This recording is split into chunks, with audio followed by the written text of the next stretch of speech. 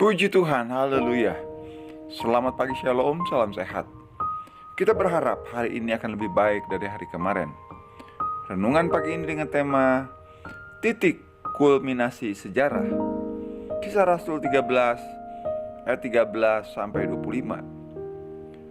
Seberapa sering kita merenungkan bahwa berbagai peristiwa yang kita alami sesungguhnya merupakan rangkaian karya Allah yang menyatakan kuasanya dalam kita. Dalam khotbahnya di rumah ibadat sinagog, Paulus memaparkan rangkaian besar karya Allah dalam perjalanan hidup umat manusia.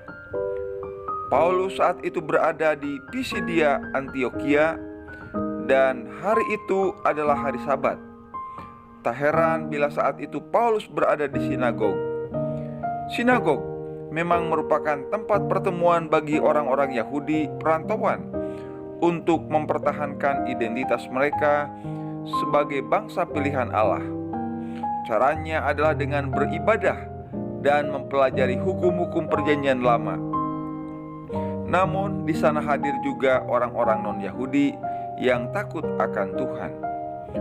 Khotbah Paulus berpusat pada Allah dan kedaulatannya dalam sejarah keselamatan manusia.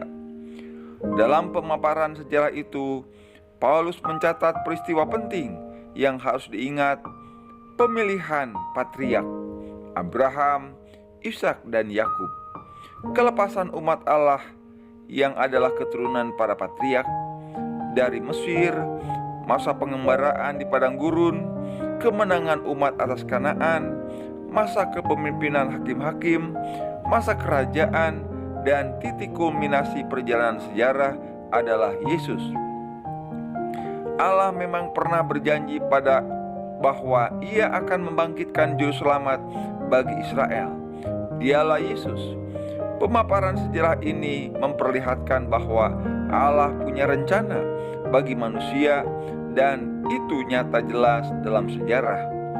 Yesus adalah titik kulminasi sejarah, dan sebagaimana kita ada di dalam Yesus, kita pun ada di dalam aliran rencana agung Allah.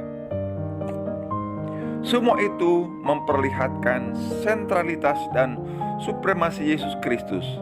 Segala nubuat yang ada dalam perjanjian lama mengarah dan digenapi pada Yesus Kristus. Perjanjian baru pun berpusat pada pribadi dan karya Yesus. Lalu kitab Wahyu menjadikan semua jelas. Allah bergerak di sepanjang sejarah untuk mencapai klimaksnya, yaitu kemenangan Kristus atas si iblis, dan kemudian Ia akan bertahta untuk selama-lamanya di dalam kerajaannya yang mulia. Terpujilah Tuhan. Puji Tuhan. Tuhan memberkati dan menolong kita. Biarlah hari ini hati kita dipenuhi dengan ucapan syukur.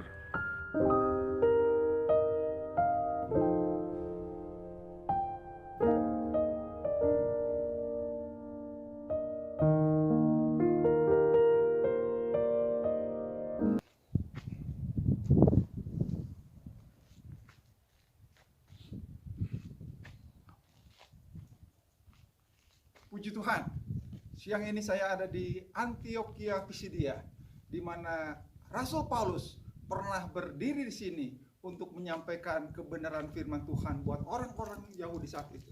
Saya bersuka cita apa yang Paulus dahulu duduk di tempat ini, berbicara di tempat ini, saya pun bisa ada di tempat ini untuk menyaksikan bukti sejarah untuk hormat dan kemuliaan Tuhan. Amin. Puji Tuhan.